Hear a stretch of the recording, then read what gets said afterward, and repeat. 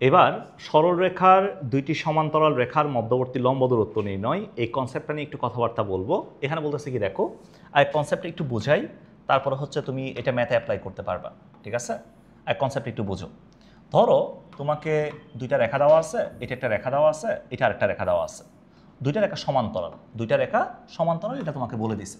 তো দুইটা রেখা যদি সমান্তরাল হয়, রেখাদ্বয়ের যে মধ্যবর্তী লম্ব দূরত্ব আছে, তোমাকে বলছে ভাই রেখাদ্বয়ের মধ্যবর্তী লম্ব দূরত্ব সমান কত, লম্ব দূরত্ব সমান কত, এটা বের করতে বলছে। তো দুইটা রেখা সমান্তরাল, এটা আমরা চিনব কিভাবে?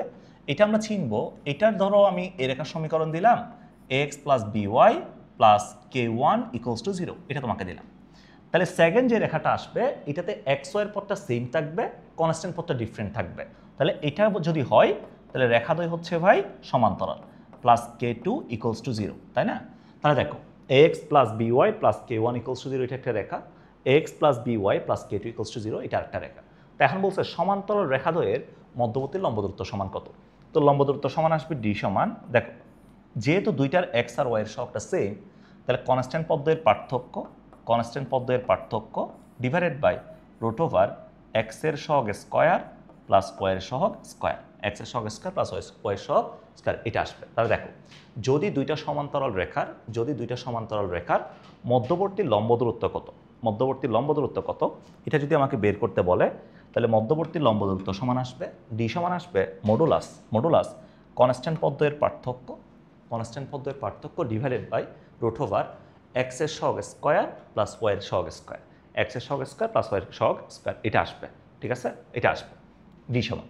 তো আমি এটা ম্যাথে অ্যাপ্লাই করে দেখি। সো তোমাকে হচ্ছে প্রথম যে প্রবলেমটা দেওয়া আছে, দেখো তোমাকে দুইটা রেখা দেওয়া আছে, একটা দেওয়া আছে 5x প্লাস 12y, এরপর হচ্ছে minus two equals to zero, আরেকটা আছে 5x প্লাস 12y, এরপর হচ্ছে প্লাস 29 ইকুয়ালস টু জিরো। এখন বলছে এই রেখা দুইটার মধ্যবর্তী দূরত্বটা কত, লম্ব দূরত্বটা কত। সো মধ্যবর্তী লম্ব দূরত্ব যদি বের করি, ডি সমান কনস্ট্যান্ট পদ্ধতির পার্থক্য, কনস্ট্যান্ট পদ্ধতির পার্থক্য, তাহলে 29 মাইনাস মাইনাস টু, তাহলে প্লাস টু হবে, ডিভাইডেড বাই রুট ওভার এক্সের সহগ স্কোয়ার প্লাস ওয়াইয়ের সহগ স্কোয়ার। তাহলে এখান থেকে ক্যালকুলেশন করে যেটা পাবা, এটা হচ্ছে আমাদের অ্যান্সার। কথা বুঝতে পারছো? কথা বোঝা গেছে? তাহলে দেখো দুইটা সমান্তরাল রেখার মধ্যবর্তী দূরত্ব যদি জিজ্ঞেস করে, তাহলে কি আসবে? মডুলাস কনস্ট্যান্ট পদ্ধতির পার্থক্য ডিভাইডেড বাই রুট ওভার এক্সের সহগ স্কোয়ার প্লাস কি ওয়াইয়ের সহগ স্কোয়ার, এটা আসবে। হ্যাঁ না ভাইয়া? তাহলে এরপরে দেখো এখানে আমাকে বলছে কি 3x minus 2y equals to 1, 6x minus 4y plus 9 equals to 0, রেখা দুইটার মধ্যবর্তী লম্ব দূরত্ব কত, এটা বের করতে বলছে, তাই না? তাহলে একটা রেখা দেওয়া আছে ভাইয়া 3x minus 2y minus 1 equals to 0, always সমীকরণে এক পাশে 0, বাকি সবগুলো আরেক পাশে। এরপর আরেকটা রেখা দেওয়া আছে কি 6x minus 4y plus 9 equals to 0। তো আমি যদি এই জায়গা থেকে 2কে যদি আমরা কমন নিই, 2কে কমন নিলে কত? 3x minus 2y plus 9/2 equals to 0।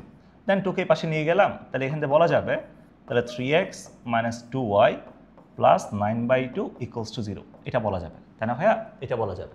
তো আমি যদি এখান থেকে ডিস্টেন্সটা বের করি, ডি সমান যদি বের করি মডুলাস, মডুলাস দেখো কনস্ট্যান্ট পদ্ধতির পার্থক্য, তাহলে 9/2 মাইনাস মাইনাস 1 মানে কত? Plus 1, divided by root over এক্সের সহগ স্কোয়ার প্লাস ওয়াইয়ের সহগ স্কোয়ার, ওয়াইয়ের সহগ স্কোয়ার। তাহলে এখান থেকে যেটা পাওয়া যাবে, এটা হচ্ছে আমাদের অ্যান্সার।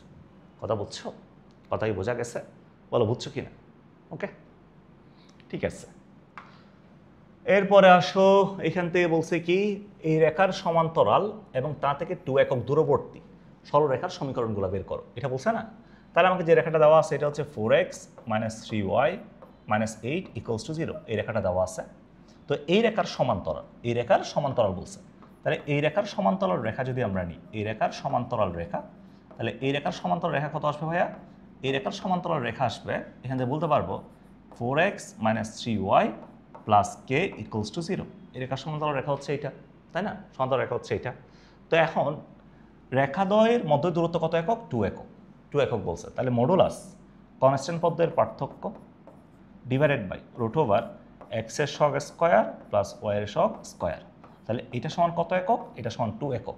তাহলে এখান থেকে আমরা বলতে পারবো মডুলাস, তাহলে k plus 8 divided by 5 equals to 2।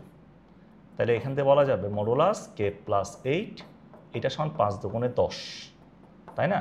তাহলে k plus 8 equals to plus minus 10, এটা বলতে পারবো। তাহলে কে ইকুয়ালস টু হচ্ছে +-10 -8। তাহলে কে এর ভ্যালু হচ্ছে দুইটা, একটা হচ্ছে 2, একটা হচ্ছে -18। কে এর ভ্যালু আসছে দুইটা। তো কে এর ভ্যালু যদি দুইটা আসছে তাহলে এখন আমরা বলতে পারি রেখাগুলোর সমীকরণ আসবে, এখানে যদি বসাই দিই তাহলে একটা হচ্ছে 4x - 3y + 2 = 0, অথবা 4x - 3y - 18 = 0। 18 = 0। কথা কি বুঝছো? কথা কি বোঝা গেছে? বলো, বোঝা গেছে নাকি বোঝা যায় নাই? বোঝা গেছে? ওকে, এরপর আসো, এখানে বলছে কি এই রেখার সমান্তরাল এবং 2 একক দূরবর্তী সরলরেখার মূল বিন্দু হতে দূরত্ব বের করো। ঠিক আছে, এই কনসেপ্টে দুইটা আছে। একটা হচ্ছে তোমার 2 একক দূরবর্তী সরলরেখার সমীকরণগুলো বের করবা, দেন মূল বিন্দু থেকে ওই রেখাগুলোর লম্ব দূরত্ব বের করবা। তার মানে ওই যে বিন্দু থেকে রেখার লম্ব দূরত্ব পড়ছি না, ওই কনসেপ্টটা আর হচ্ছে সরলরেখার সমান্তরাল সরলরেখার মধ্যবর্তী দূরত্বের কনসেপ্টটা দুইটা একসাথে। ঠিক আছে, এই প্রবলেমটা একটু তোমরা SW করিও, বেশি না, তোমাদেরকে জাস্ট একটা প্রবলেম দিলাম আর কি। এটা একটু তোমরা SW করি। ঠিক আছে, ঠিক আছে, ওকে, আজকে আর কিছু নাই। সো এই ভিডিওটা এতটুকুই। তোমার হচ্ছে সমান্তরাল রেখার মধ্যবর্তী যে লম্ব দূরত্ব আছে এগুলো তোমরা আশা করি পারবে।